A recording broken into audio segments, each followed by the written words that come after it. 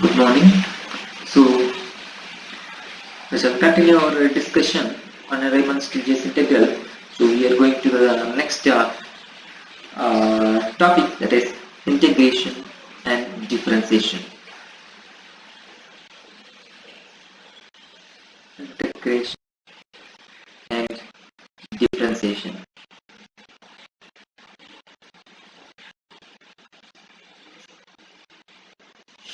So, you have already seen what is differentiation in the real analysis 1 the last semester. Now, and we have introduced with integration. We shall see the relations connecting integration differentiation, and in certain sense integration and differentiation are some inverse operations. So let's see. So let's begin with the result. So this result says theorem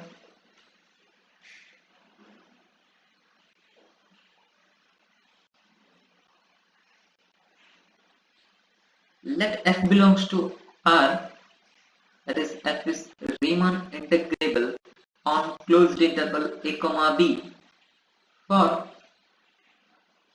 a less than or equal to x less than or equal to b. Put capital F of x is nothing but integration a to x f of t dt, then f is continuous. F is continuous on closed interval a comma b. Further, if f is continuous at a point x naught of closed interval a comma b, then f is differentiable. F is differentiable at x naught, and f dash of x naught is equal to small f of x naught. That is, derivative of capital f dash f of x is equal to small f of x naught. Okay, the proof.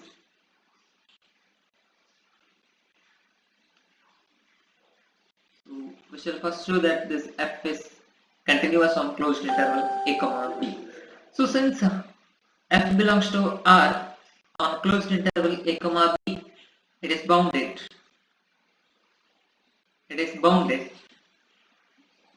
So then the supremum of modulus of f of x exists, and say it's equal to m. Then m is greater than 0, and modulus of integration a to b f of x dx is always less than or equal to m into b minus a. Now for x less than y less than or equal to b, consider modulus of f of y minus f of x. Substitute for we have f of x is equal to integration a to x f of t dt.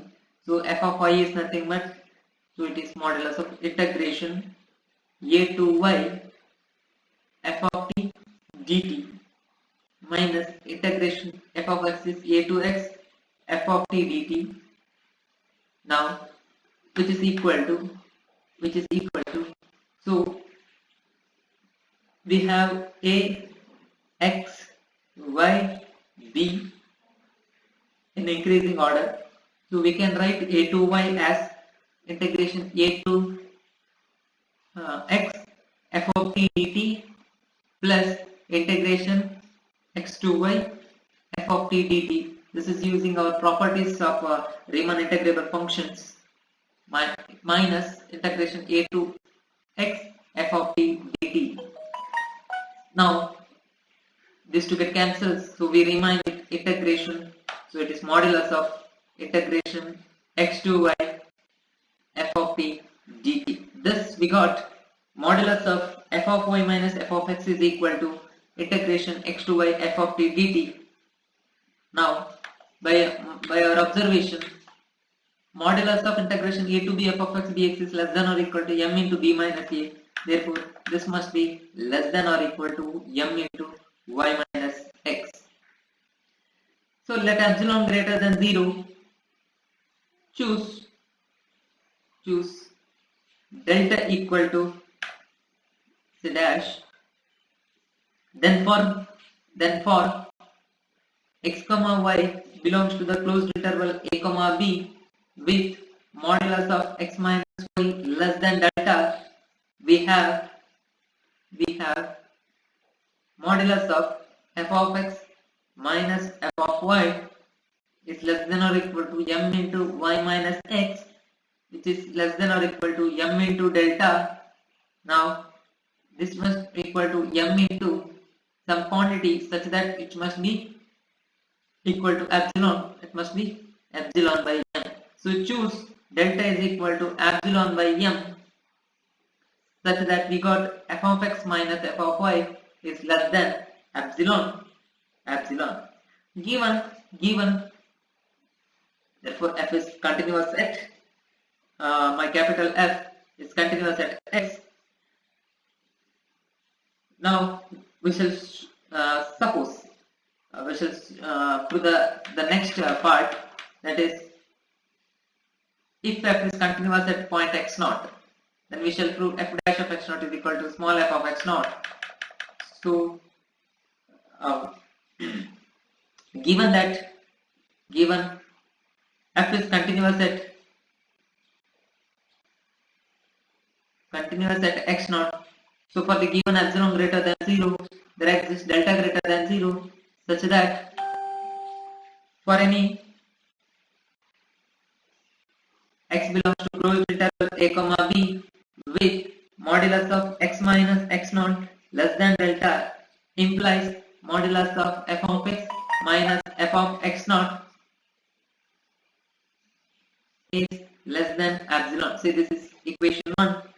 Now for x comma t belongs to closed interval a comma b with s less than t and x naught minus delta, which is less than s, less than or equal to x naught, less than or equal to t, less than x naught plus delta, we have modulus of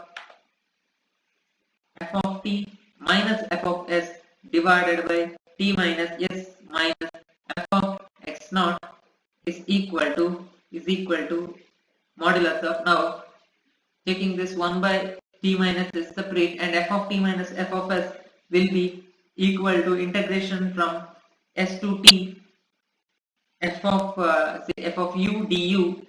Instead of t we shall take u minus f of x naught which is equal to modulus of 1 by t minus s into now it is integration of s to t f of u minus f of x naught whole into du using properties of integration, which is less than or equal to, taking modulus inside, we get it is 1 by t minus s into integration of s to t modulus of f of u minus f of x naught du. Now since my f is continuous at x naught and distance between this u varies over s and t, and distance between s and t is less than delta, we get this must be equal to, see, this one is less than epsilon, so it is less than epsilon by t minus s. It is less than epsilon by t minus s into integration s to t du, and which is equal to epsilon by t minus s into t minus s, which is equal to epsilon. Since epsilon greater than 0 is arbitrary, we get now this must be this is nothing but f dash of x naught, so which is equal to f dash of x naught. F dash of capital F dash of x naught is equal to small f of x naught. Hence the result. So using this result, we shall see the next result. It's one of the interesting and well-known result. Theorem.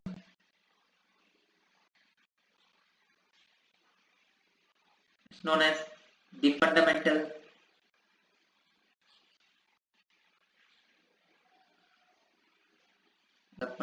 theorem of calculus. So it says if f belongs to R on closed interval a comma b, and if there is a differentiable function,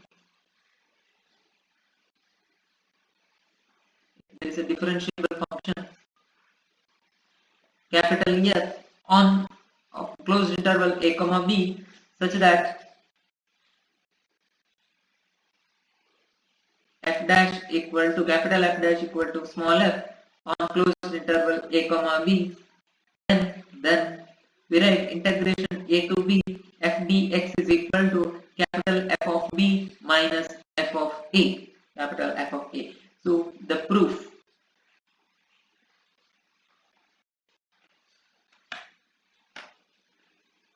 So given f belongs to R on closed interval a comma b, that is f is Riemann integrable on closed interval a comma b. So using the Riemann criterion for integrability, given epsilon greater than 0,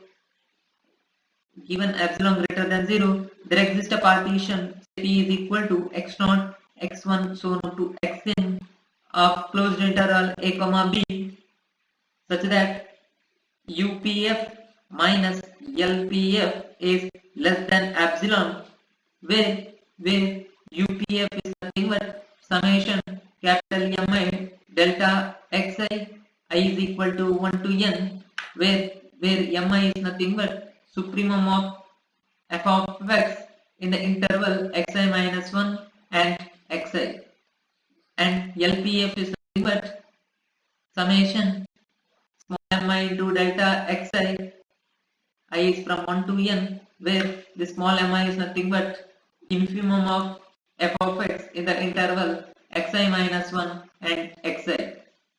This is true for all I between 1 and n. Since f is differentiable, so capital F is differentiable on closed interval a comma b. Since capital F is differentiable and f dash is equal, capital F dash is equal to small f, by using mean value theorem for capital F on the small interval xi, small closed interval xi minus 1 comma xi, for each I between 1 and n there exists. So we are applying mean value theorem for f on each of this closed interval x1, x2, x2, x0, x1, x1, x2, x2, x3, and so on, xn minus 1, xn.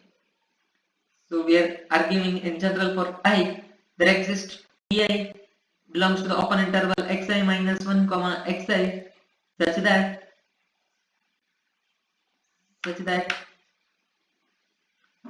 capital F of xi minus capital F of xi minus 1 is equal to f dash of Ti into xi minus 1.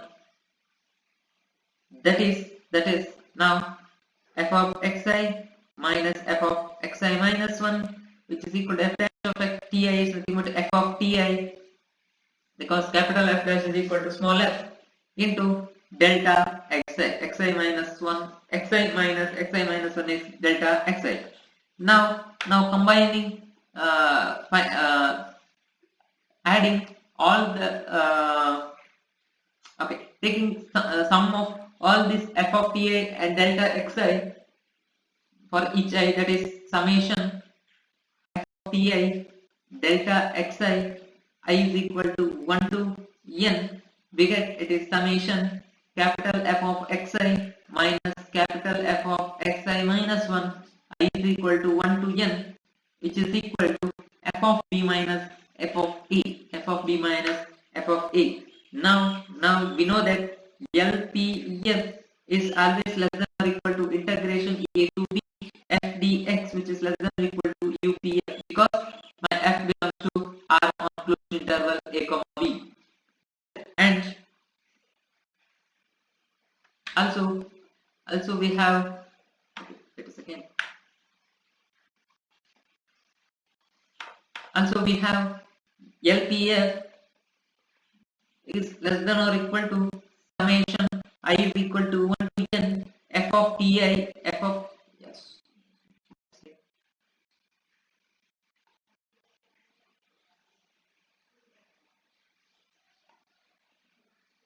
f of ti into delta xi, which is less than or equal to UPF.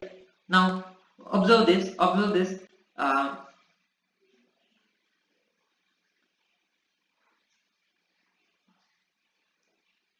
This is xi minus 1 and this is xi, and say somewhere I have pi between this, somewhere between xi minus 1 and xi, and this is f of ti. Now f of ti is always greater than or equal to small mi and less than or equal to capital Mi.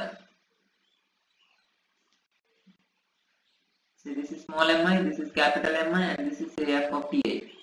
Then this is always greater than or equal to small mi and less than or equal to capital Mi. So f of ti into delta xi is always greater than or equal to mi into delta xi.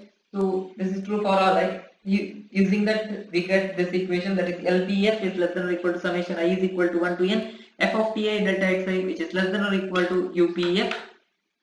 Now using this modulus of integration a to b f dx minus summation I is equal to 1 to n f of ti delta xi is less than or equal to UPF minus LPF, which is less than epsilon. By using my we have seen that UPF minus LPF is less than alpha using Riemann criteria. So this difference is less than epsilon. Since epsilon greater than 0 is arbitrary, we get integration a to b f dx is equal to summation I is equal to 1 to n f of ti delta xi. But we have summation f of ti delta xi is nothing but f of b minus f of a, that is f of b minus f of a. Hence the result. So moving forward, we shall see the one more well-known result, that is integration by parts.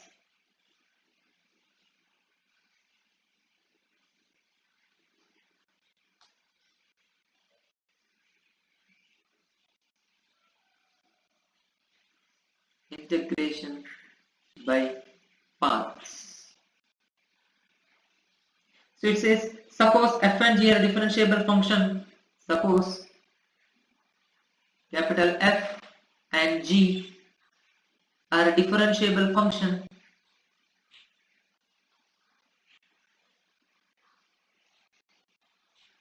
on closed interval a comma b, and capital F dash is equal to small f belongs to R, that is Riemann integrable, and small capital G dash is equal to small g, which belongs to R, that is small g is Riemann integrable.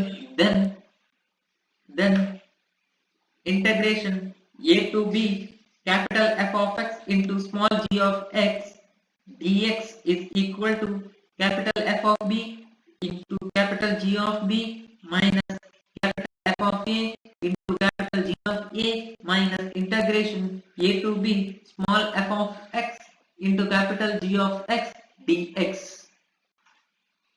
So we shall see the proof of this.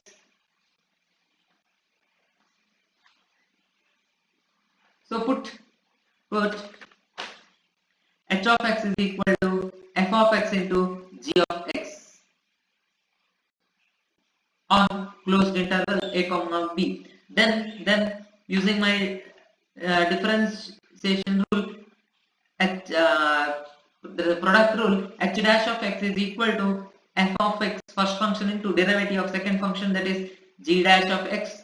G dash of x is nothing but small g of x plus g of x into f dash of x is nothing but small f of x. This is equation 1.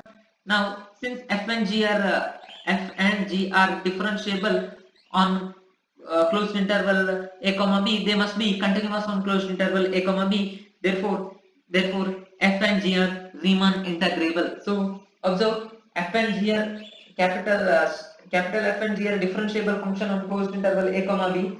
Therefore they are continuous on closed interval a comma b.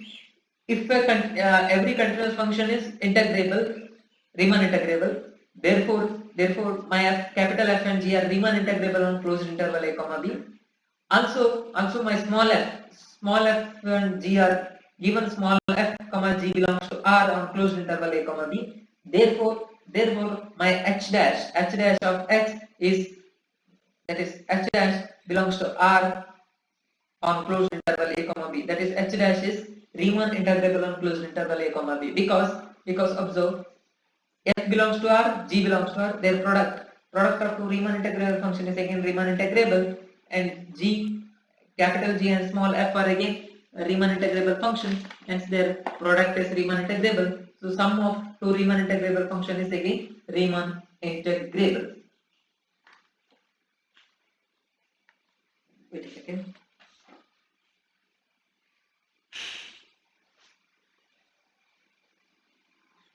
Okay, now from the above theorem,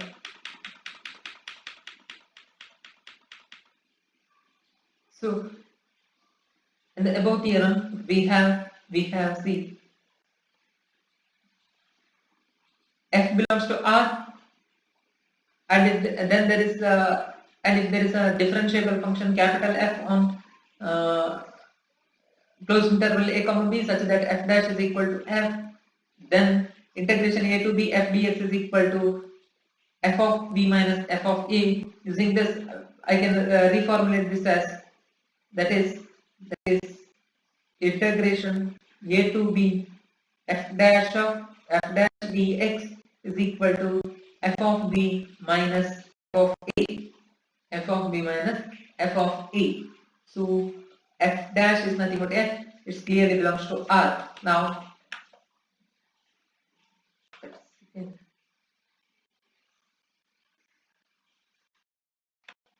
Now using this for my h dash belongs to R, that is h dash is Riemann integrable. Therefore using the theorem we get integration of a to b h dash of x. Now this is acting like a small f into dx, which is equal to h of b minus h of b minus h of a. But we have h of x is equal to this, so substituting for h of b, that is f of b into g of b minus capital F of a into capital G of a.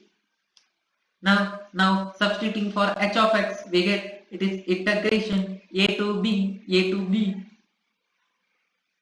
it is f of x small g of x plus capital G of x small f of x into dx, which is equal to f of b into g of b minus f of a into g of a.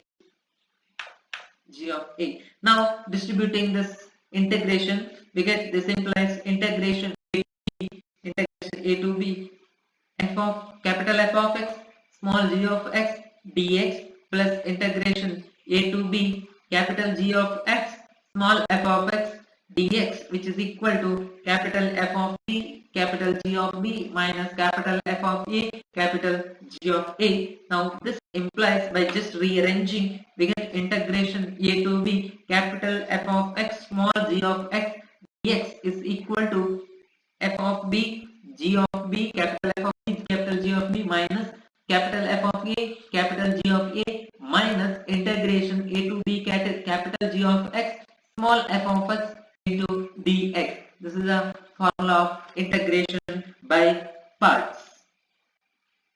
This formula we have used several times in our lower classes.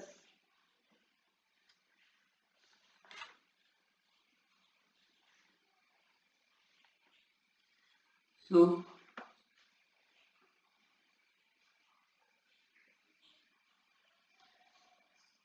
let's again continue to our next result. So next result is known as first mean value theorem for integral calculus.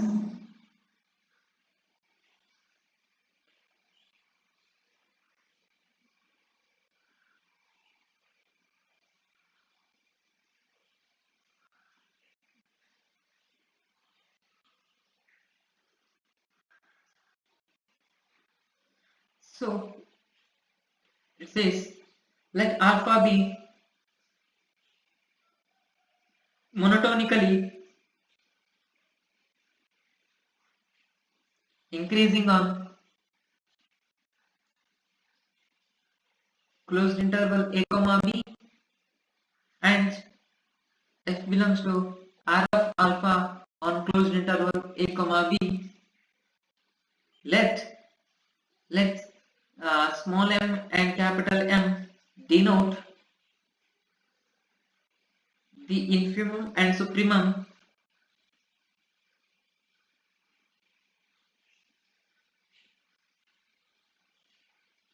of the set of all f of x such that a less than or equal to x less than or equal to b, that is f small m and capital M denote the infimum and supremum of the function value of with respect to f in the interval a and b, closed interval a comma b. Then there exists real number r. With small m less than or equal to r, which is less than or equal to capital M, such that integration a to b f d alpha, which is equal to r into alpha of b minus alpha of a. In particular, if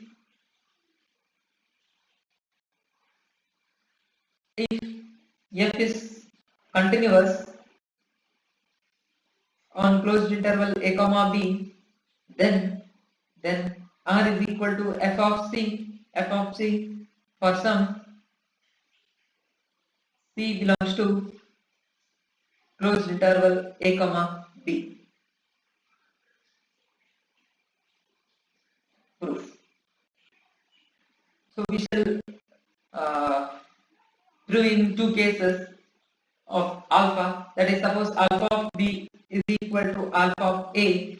Now alpha of a is equal to alpha of b. Suppose if alpha of a is equal to alpha of b, since alpha is monotonically increasing, then alpha must be constant function. This implies delta alpha i is equal to 0 for all I. If delta alpha is equal to 0 for all I, then UPF is equal to LPF equal to 0. That is UPF equal to 0. So UPF alpha is equal to 0. LPF alpha is equal to 0. But and this is true for any partition. Any partition P of closed interval a comma b. This implies my supremum of UPF is equal to 0, supremum of LPF is equal to 0. That is 0 equal to supremum of LPF alpha, and which is equal to integration a to b f d alpha, which is equal to infimum of UPF alpha, which is equal to 0. This implies integration a to b f d alpha equal to 0. That is, whenever alpha integration a to b f d alpha equal to 0. Moreover, I can write this 0 as, that is, integration a to b f to 0. This can be written for any real number, say r into alpha of b minus alpha of a, because alpha of b minus alpha of a equal to 0, into r is again 0. So where r is a real number, in particularly I can choose an r can be any real number. Particularly, I can choose a real number between small m and capital M. So suppose alpha of a is not equal to alpha of b. Since alpha is monotonically increasing, say alpha of a is less than alpha of b. Alpha of a is less than alpha of b. Then m into alpha of b minus alpha of a. We know that this one is always less than or equal to LP f alpha, using our discussion of Riemann-Stieltjes integral definition, which is less than or equal to integration a to b f d alpha, which is less than or equal to up f alpha, which is less than or equal to capital M into alpha of b minus alpha of a, for any partition P of closed interval a comma b. We got small m into alpha of b minus alpha of a is less than or equal to alpha, which is less than or equal to capital M into alpha of b minus alpha of a. Now this gives m is less than or equal to integration a to b f d alpha divided by alpha of b minus alpha of a, which is less than or equal to capital M. Now choose r is equal to integration a to b f d alpha divided by alpha of b minus alpha of a. Then clearly this r is lies between capital M and small m, and integration a to b f d alpha is equal to small r into alpha of b minus alpha of a. Further, given that if f is continuous on closed interval a comma b, further if f is continuous on closed interval a comma b, now closed interval a comma b, which is a compact set, therefore f attains its minimum and maximum values. Minimum and maximum on closed interval a comma b. Therefore my small m must be minimum of f of x, and in the closed interval a comma b, and capital M is minimum, and small capital M is maximum of f of x in the closed interval a comma b. This implies small m is equal to f of L for some L belongs to closed interval a comma b, and capital M is equal to f of k for some k belongs to closed interval a comma b. Now, if small m is equal to capital M, then f is a constant function. If small m is equal to capital M, then f is a constant function on closed interval a comma b. Then for any c belongs to closed interval a comma b, belongs to closed interval a comma b, f of c is equal to r, which is nothing but m, which is equal to capital M. Suppose m is not equal to capital M, then m must be less than capital M. Small m must be less than capital M, and L is not equal to k. Therefore, by intermediate value theorem, intermediate value theorem, that is function values of f at L is less than function values of f at k, and L and k are not equal.